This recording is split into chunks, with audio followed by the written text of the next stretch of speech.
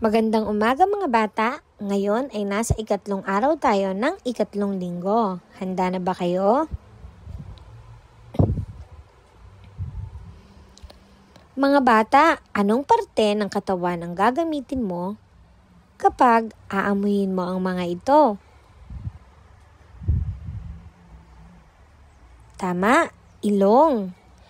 Dito kaya, kung hahawakan mo naman sila, anong parte ng katawan ang gagamitin mo? Tama, ang inyong mga kamay. Ang mensahe natin ngayong araw na to ay, ako ay may pang-amoy at pandama. Gamit ko ang aking ilong bilang pang-amoy. Gamit ang aking ilong, ako ay nakakaamoy ng mga bagay na mabango. Katulad ng mga ito.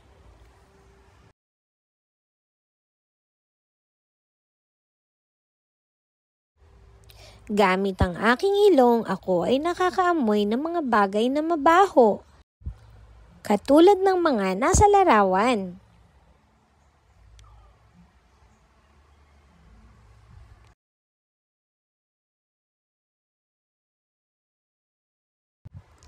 Kaya naman mga bata, palaging panatilihing malinis ang katawan upang manatiling mabango. Tandaang, araw-araw mahalaga ang maligo, magsipilyo, maggupit ng mga kuko at magpalit ng malinis na damit araw-araw para mapanatili ang inyong kalinisan. Ako ay nakakadama gamit ang aking mga kamay. Gamit ang aking kamay, ako ay nakakadama ng mga tekstura ng mga bagay.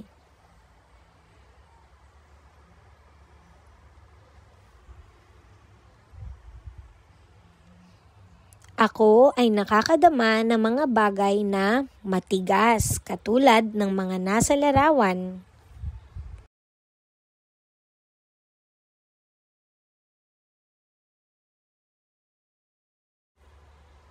Ako ay nakakadama ng mga bagay na malambot, katulad ng mga nasa larawan.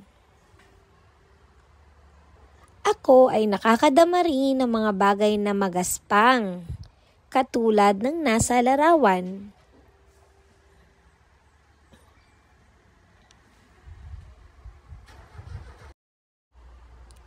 At ako ay nakakadama ng mga bagay na makinis gamit ang aking mga kamay, katulad ng mga nasa larawan.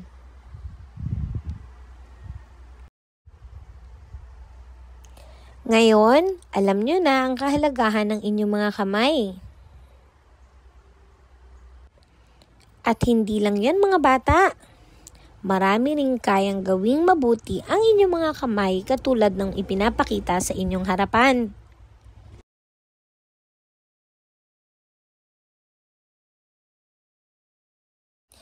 Kaya naman panatiling malinis palagi at sikaping gumawa ng mabuting gawain gamit ang inyong mga kamay.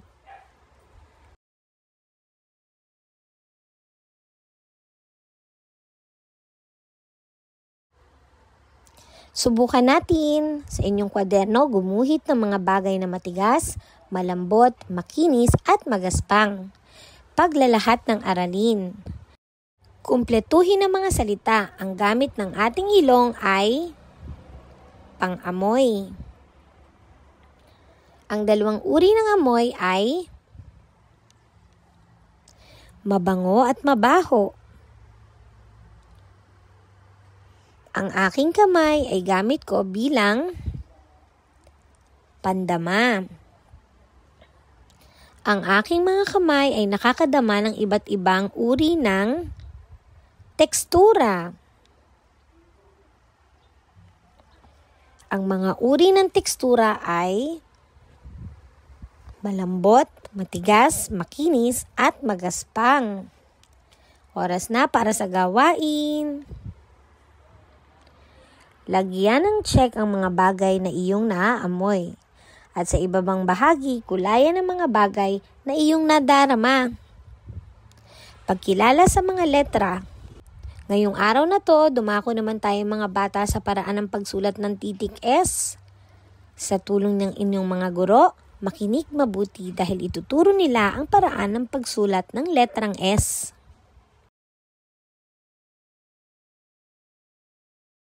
Halina't sabay-sabay isulat sa hangin ang titik S. Magaling! Oras na para sa gawain. Bakatin ang malaki at maliit na letrang S. Pagkilala sa mga linya. Linyang pahilis. Narito ang mga halimbawa ng mga larawan na ginamitan ng linyang pahilis.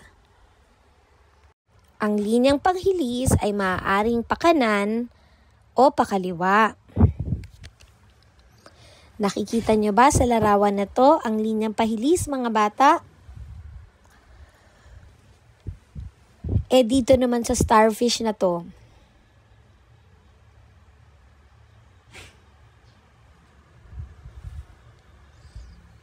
Dito naman sa hugis at sulok. Nakikita nyo ba ang linyang pahilis? Dito kaya sa slide na to. Ituro mo nga kung nasaan ang linyang pahilis. Dito naman sa tent na to. Nakikita mo ba ang linyang pahilis?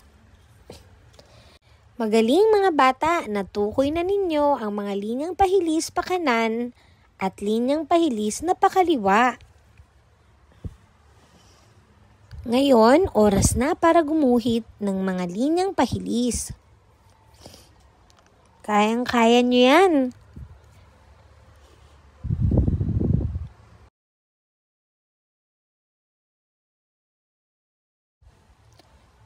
Oras na para sa gawain. Bakatin ang mga linyang pahilis.